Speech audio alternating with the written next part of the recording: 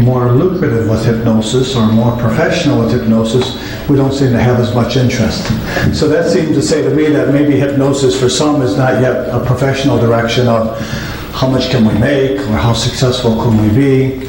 And I like to say, as I observe many people that learn about hypnosis, and I observe it well in the areas of Chicago, that a lot of people learn about hypnosis and then they seem to disappear. And it sort of reminds me of an Amway program, and it reminds me of all of the excitement and all of the generation that goes on of how exciting this is, that I'm going to learn this new technique, this new skill. And then what do I do with it once I learn about it? How do I use it? How do I go on with it?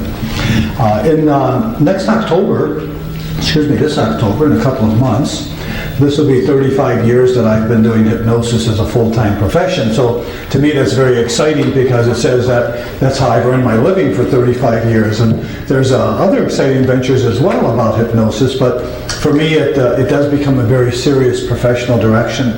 And as Barbara has said, I like to come from my heart with what I do. I like to see that what I'm doing is working well, it's successful, and it's positive, and I'd like to share some of those ideas with you today. How many of you are in hypnosis for the first year? This is your first year. Good.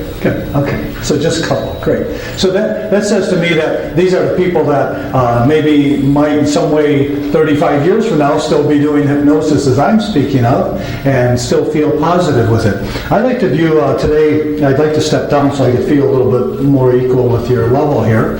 I'd like to start out in some way today to say to you that to me hypnosis is a way of generating some success, generating some positive directions, generating some positive feeling. Yet the title or the topic of hypnosis, I think I'm under a speaker, so I have to move back. The topic of hypnosis seems to be that when we are speaking of hypnosis, we confuse the public sometime to this day. It still seems as though the professional appearance of hypnosis is such that people aren't taking it as serious as they could. To me, it's, again, as I say, it's a very serious venture. So however we're going to use hypnosis, I'd like to say that we use it with a very conscientious, positive direction, that we use it with some skills that we feel good with, and that we don't make it seem as though it's ludicrous or silly at times. I often like to joke, can you imagine when you go in and apply for a credit card and you say, what do you do for a living? I'm a hypnotist. And of course that would sound silly to the person taking the application. I'd like it to sound very serious, that it's a very positive venture. I'd like to also give you some ideas of how I feel hypnosis can benefit your profession, how you could be more successful with it. How many of you earn a full-time living doing hypnosis? Good for you. Good for you. How many of you do not but would like to? That's good. So then the rest, of course, the interest is, as I speak of earlier, it's just not quite there. I feel like this: if you'd like to earn a full-time living with hypnosis, you obviously need to start with that first individual. That individual that comes into your office, and it depends on you to have them be successful.